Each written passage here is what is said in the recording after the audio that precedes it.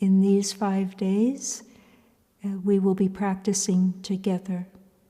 And there will be ceremonies, and part of the ceremonies are the practice of touching the earth. You may know these practices as prostrations.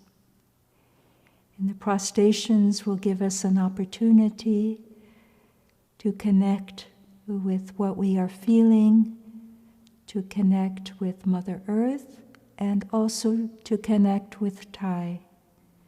So it's perfectly fine to feel whatever you are feeling.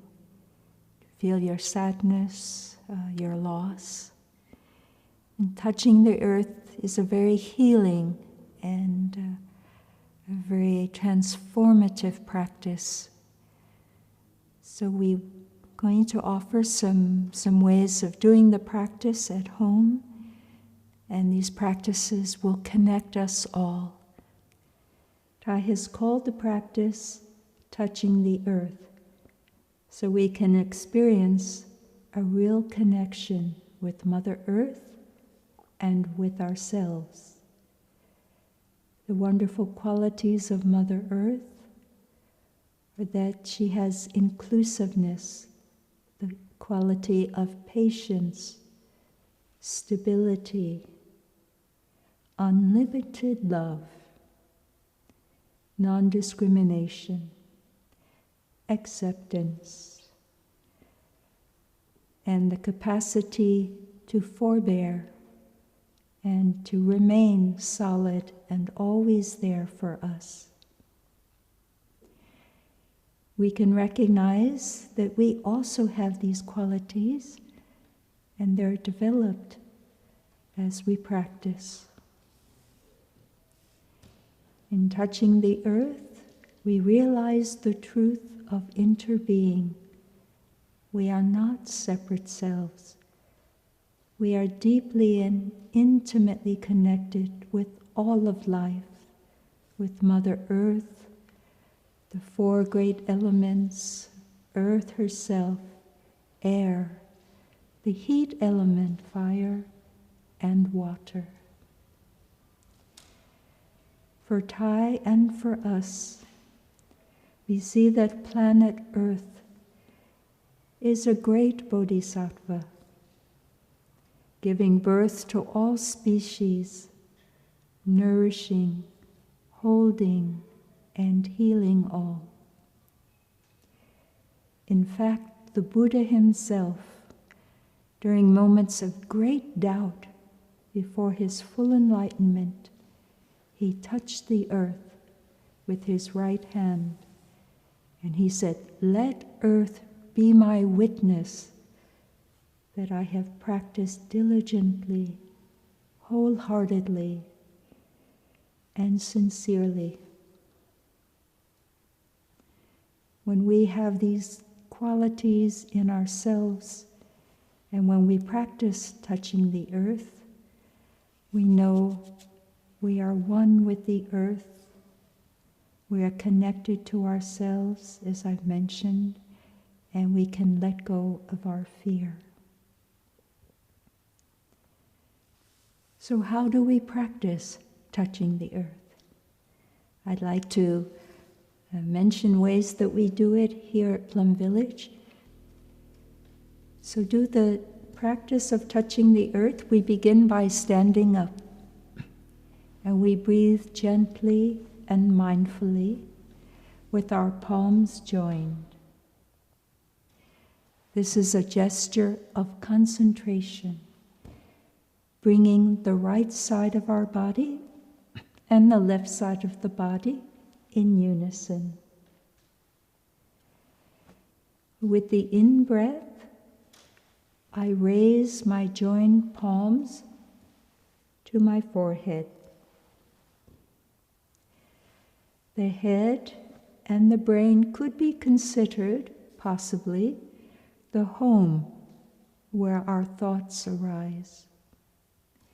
And with my out-breath, I lower my hands.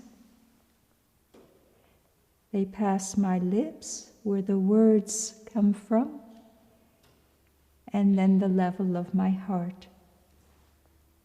We could consider the level of the heart the seat of love and goodwill. The next movement is to lower my body, first resting on my 2 knees, and then allowing my forehead and my 2 hands to touch the earth or the floor, wherever you are located. Now there are 5 points of my body touching the earth. When our 2 hands touch the earth, we open our hands. This is the gesture of openness. We can give and receive when our hands are open in this way.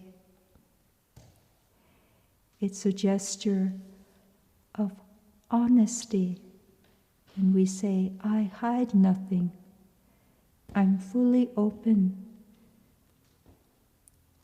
to the truth, to everything. In this position of openness, I let go of my worries, my anxiety, my fear, my sadness, and possibly my anger. And I just experience the present moment in all its fullness, breathing in and breathing out without thinking of anything. It's a position of surrender, if you will. I am fully with my in-breath and out-breath, and that is enough. Relaxing, I'm letting go, and I'm connecting with myself, the earth, and the topic of touching the earth. I can experience peace in the present moment this way. That is very healing and nourishing. I experience the acceptance of things as they are, not wanting anything else, as I am touching the earth.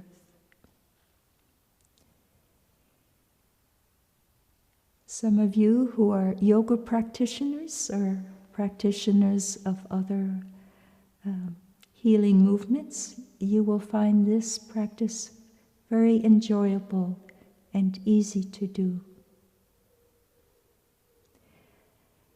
When we stand up, we join our palms together again, and we breathe in and out, creating mindfulness and concentration as we do this. These are mindful movements of our body, and our mind and body are connected in the present moment. For reasons of health, if you feel more comfortable sitting in a chair, please do so. And then your touching of the earth will be done in a sense of what is comfortable and possible for you. You may simply want to gently bow forward. Do the movements and the movements that give you a sense of peace and freedom. You may want to ask, well, when do we practice touching the earth? We can practice touching the earth whenever we want to express our feelings of love, gratitude, respect, and appreciation.